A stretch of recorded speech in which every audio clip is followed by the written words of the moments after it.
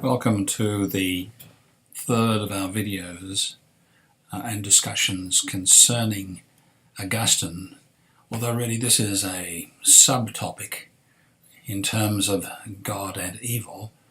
We're really trying to talk about the relationship between God and evil and the issue of theodicy. But before I go and talk about the objectives of this particular video and section of Augustine, let me just note that there is no study sheet for this particular video, this portion of Unit 8. The reason is that this particular video is intended to give you an overview of the views of a number of philosophers on moral evil and natural evil, and where possible their discussion of theodicy. Remember, theodicy is the vindication of divine goodness and providence in the light of the fact there's existence. How can you have a good God and have these things happening? We'll look more closely at that topic as we go through. So this is an overview. You can use it as a reference, if you will, a resource, and hopefully you will find it helpful. So to that end, let's begin to make our way through the course, through this video. And the first thing is just I'd like to make some distinctions and then come to Hume's statement of the problem. By now I think you should be well acquainted with the distinction between natural evil and moral evil. Natural evil springs from, if you like, natural causes. Moral evil springs from the activity of the human will, or free will. Theodicy, of course, is trying to explain how in the world there can be this both natural and moral evil in a world which, if there's a God, he was a good God and he is all-powerful, he's able to prevent that. David Hume put the problem this way. I've got the quote for you and just go through it steadily with you. Is he, that is he, God, is God willing to prevent evil, but he's not able? The result of that, David Hume says, is that then he's impotent. On the other hand, if he's able but not willing, then he's malevolent. And if he's both able and willing, he asks, whence is evil? Why in the world is there evil? So, having stated the problem in its dark terms, let's start to make our way through some of the views. To what extent does Plato involve himself in discussion of evil, both moral and natural? And is he in any way involved in a kind of theodicy discussion? So let's just quickly look at Plato and recall there are a number of items I've brought over from previous lectures and added to them here for you. Remember, Plato believes in this dual world of forms which are eternal and unchangeable, and they are the if you like, the force which drives things into this world under the guidance of the demiurge. Now, we didn't spend much time in our discussion of Socrates and Plato talking about the demiurge and its relationship to the receptacle and the creation process, because we're getting into some other issues, but we'll come to that in a second. The key thing here for us is that forms are the key thing.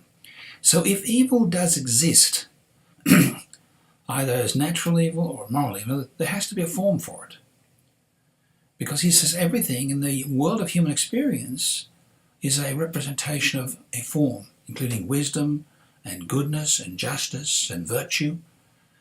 So there should be a form of evil in this world. Strangely enough, in terms of moral evil, people doing wrong things, both Plato and Socrates say that these things come about because of ignorance. You remember the train of thought that Plato sets forth, that we existed, our form of us, our soul existed in the world of forms. We are acquainted with all the forms. When the gods, under the guidance of the demiurge, his big god, if you will, produces us sends us into the world. We come through the birth canal and we forget everything. The trauma of birth, we've forgotten all these, and we need to be educated. We recall, taught how to bring back to mind all the things that we already knew. So, in that sense, virtue is something that can be taught, and evil is fundamentally ignorance. That is fundamentally moral evil. Natural evil, on the other hand, is a little more difficult for Plato to explain in terms of his own system. And if we were to go into the Timaeus and some documents beyond the Republic, we'll discover that there he talks about things in the world, objects, being created of what he calls the receptacle. Think of this shapeless receptacle, and the demiurge brings out of it and stamps form on what comes out of it. And it's difficult to follow. I think I find the Timaeus a little confusing, but Daniel Haynes, an interesting article, puts it this way. I'll even highlight so you can maybe see it better here. I've highlighted it for you. He says, the anomalies in nature come not from the demiurge, but from the limitation of the materials he works with, and those materials come out of the receptacle. So in other words, the demiurge is functionally for Plato the big god, if you will. And what he's doing here is saying the demiurge doesn't bring about defective things. The demiurge can only do as good as he can do with the material he's got. It doesn't seem to be a terribly satisfactory answer. Indeed, I don't think... I think it's fair to say that Plato does not have any kind of systematic discussion of natural evil. He does have a kind of discussion of moral evil. Well, is he involved at all in the theodicy discussion? Well, one of his discussions really begins to lay the kind of framework that's used in theodicy discussions. It takes us back to our discussion of the Euphythro and that wonderful discussion that Socrates has with Euphythro as Euphythro is going to the law courts to bring a charge of murder against his father. Remember, you had access to 2 copies of it, one in the textbook and one online in D2L. And remember, the heart of that discussion was piety. And it may have seemed strange to you at the time, but Socrates is making an interesting argument. He says, is something pious or holy because the gods say it is? That's his question to Euphythro. Remember, Euphythro is going to throw his hands up in the air when this discussion goes on and says, I can't even follow you. Or whether he goes and say, is something pious because it is pious? Now, the point that comes as a logical implication of this is, if it is true that something's pious because the gods say it is, then it's just an arbitrary definition of piety. I could say that's a tree when it's a chair, and that's merely an arbitrary statement. And it doesn't make sense. And it's hardly impressive as a rational argument for the existence of something. Alternatively, is something pious because it's pious? And if the second is true, and remember that Euphythro wants to say something is pious because the gods like it. They're approving of it. And so they're saying it's pious, and therefore you can see it is. And there it is, pious, over there. And everyone agrees, all the gods agree, that's pious. Well, it's a circular argument, but here's the crunch. If pious comes from a source other than the gods, it's about there, then what's the relationship of piety to the gods, and what role do the gods have in piety? And that, of course, was the rub. At the time, people recognized that this whole argument in Euphythro is, in a sense, casting a shadow over piety in the gods, which was something unacceptable. That kind of analysis is what lies behind this discussion of theodicy. Well, let's move on from Plato to Aristotle. As far as moral goodness and evil are concerned, it's very clear that they are developed character traits within the nature of human beings.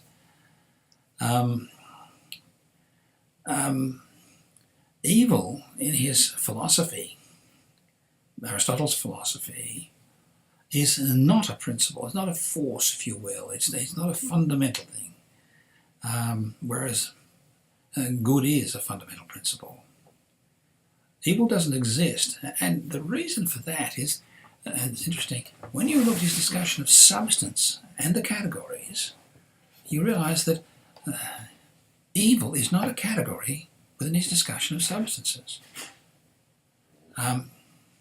Whereas the Supreme God is existence par excellence.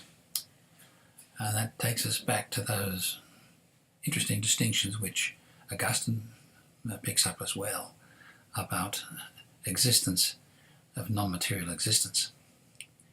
I think the most important thing that you can grasp is this fourth bullet at this point. Extreme badness or evil for Aristotle is not something substantial. It's not a source or a principle in its own right. And here's the crunch line. He says, evil is an absence of goodness, an absence or privation of goodness. It's something lacking. Now, this is an issue that you'll see being taken up in Augustine, and you'll find also taken up in Aquinas as well, and others in addition to that. And so, in other words, natural evil is something's lacking, something's missing. And you can see that there's a sense in which that links back to Plato as well. Moral evil, on the other hand, takes us back to his first concept of character traits. That an act is good or bad in relation to a very specific question. Does that act contribute to or deter us from our proper human end, the final goal to which the human life aims? And that's in terms of completing or perfecting a life such as well lived. So if an action stops you from living a complete life ergo is bad. And the character traits you develop are character traits that you develop in order that you can move along that particular path or telos.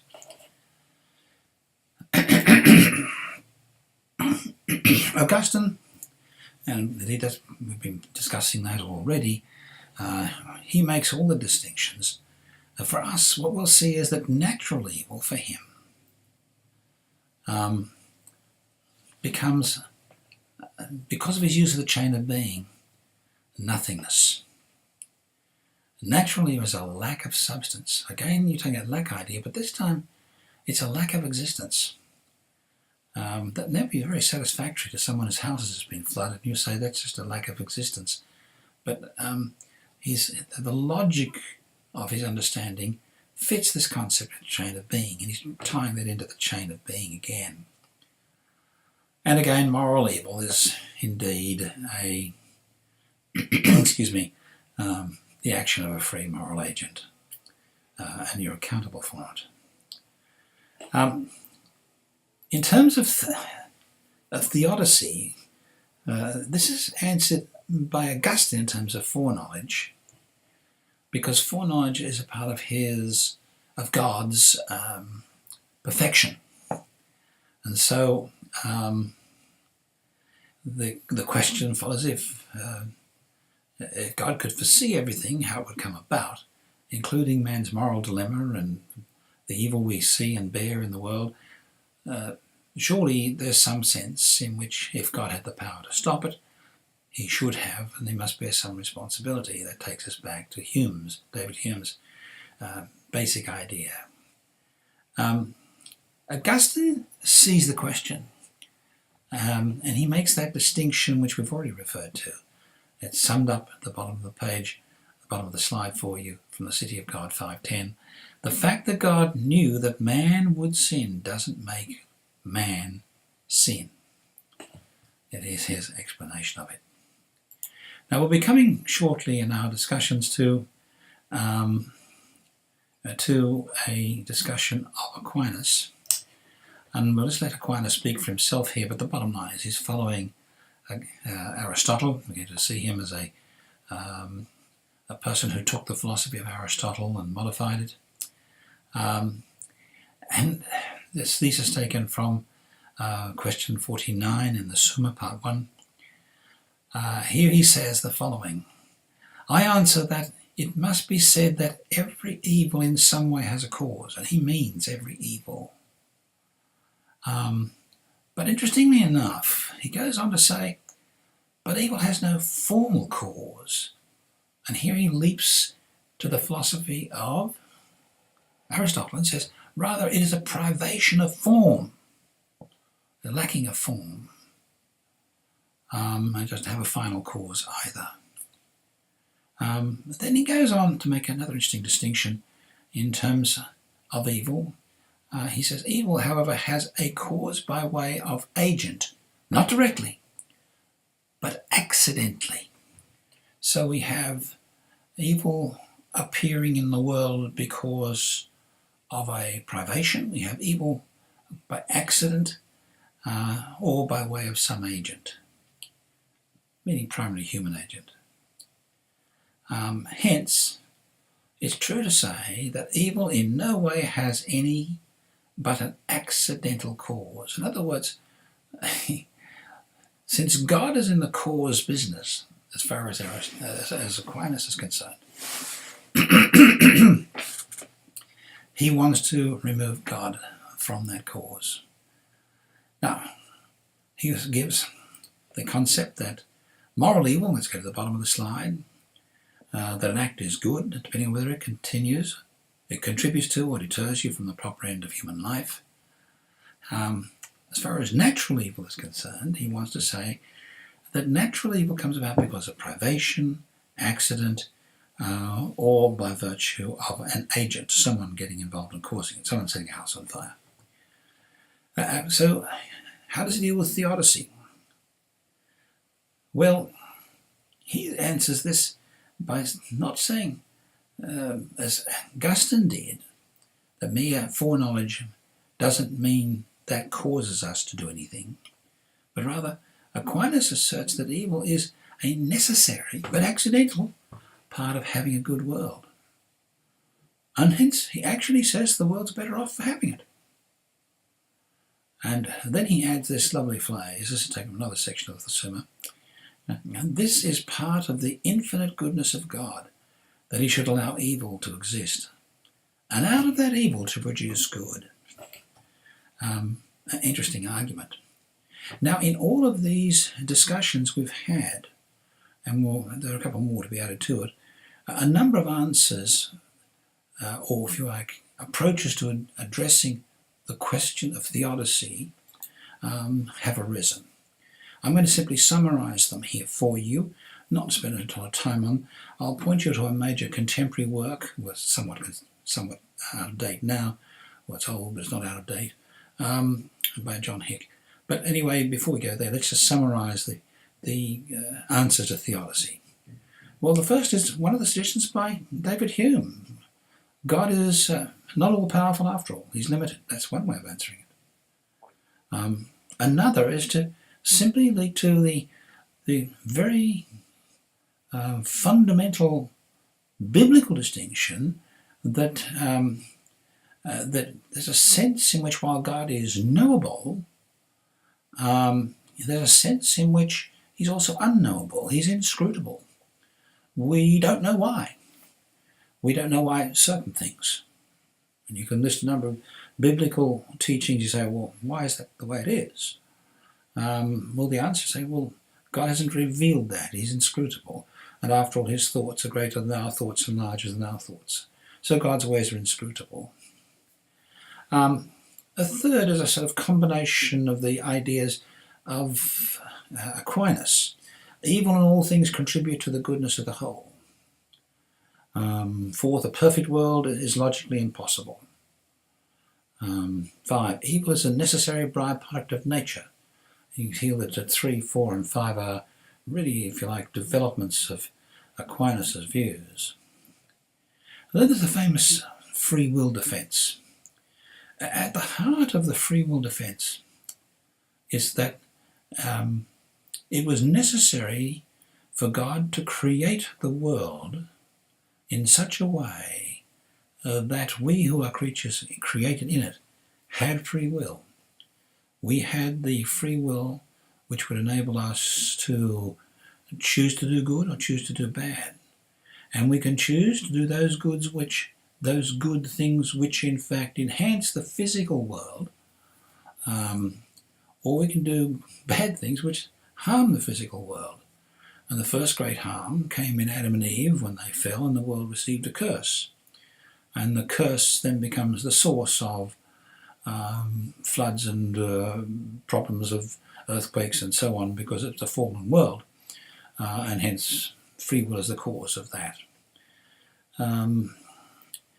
Augustine's view was that God gave free will to Adam and Eve and they abused it, yes, but there is such a thing as natural evil, and he seems to be taking a semi-free will explanation at that point. Alvin Plantinga, a contemporary philosopher, has argued that the human condition is not a personal attribute. It's a complex answer, interesting one. But perhaps the most significant contributor on this topic is John Hick, in which he basically is arguing the free will argument and refining it in a number of different ways and adding to it. And we'll come back to his on the free will. There's yet another one, evil is therapy. John Hick also puts forward this as an Uranus, and it is that evil is a means by which God trains and improves us, and there's echoes of this in Aquinas as well. I've set out for you here some of the details of John Hick's views with reference to his book. If you are interested in seeing more on this topic, I think you can find Hick as a good starting point, because he has a very profound summary of all the issues in this matter, and I'll leave you to look at those. The key is Hick views human life as developmental, and he uses this to build our experience of natural evil as part of developing us emotionally and physically and spiritually. That leaves the last question is what is natural evil? Well, it's evil as the devil's work, it's evil as man's actions, evil as privation of goodness, and the somewhat modern one, evil is irrationality. Albert Camus had an interesting discussion of that in his novel The Plague, where he deals with the irrationalism of life. That is really the nature of evil. It's just life's irrational. It doesn't make sense, and we shouldn't be expecting anything but evil or the likes thereof. Well, I hope you found this little summary. It's been very brief, and it's certainly the 60,000 foot level, and it's not really a heart element of this course, but hopefully it's given you a picture, and I'm going to refer you to the summary of things. All you need to know is some basics about the subject, and I hope you found that very helpful. So thank you for watching.